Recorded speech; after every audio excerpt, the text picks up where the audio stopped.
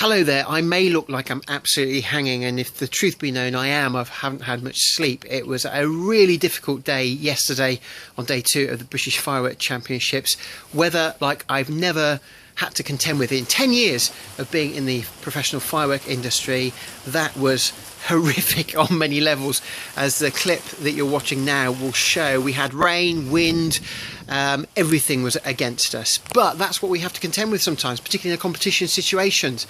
And so I would just like to say to all of the teams that fired yesterday, congratulations on getting your shows in the air. So that's Fantastic Fireworks, who of course were the winners, and congratulations for a superb show. First Galaxy, congratulations on your 3rd place as well. Thoroughly enjoyed your show, and again both teams, and of course Gala, who I did a bit of help with on their display as well. Well done to everybody working in those horrendous conditions. And of course on the first day of the competition, the Tuesday, should say a big thank you to everyone who made me very welcome on the firing site when we had a little wander around.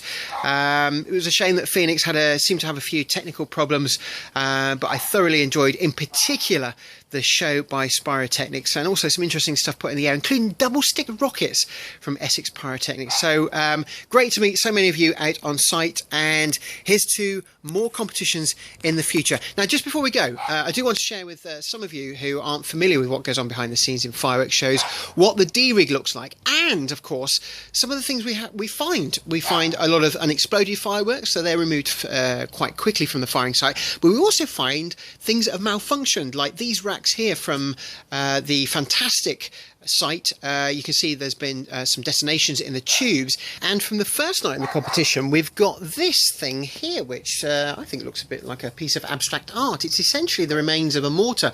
It's suffered what we call a detonation, so the shell has gone off inside the tube before it's left, and that could be for a number of reasons. It could be a fuse failure, it could be a failure of lift charge, or all sorts of reasons.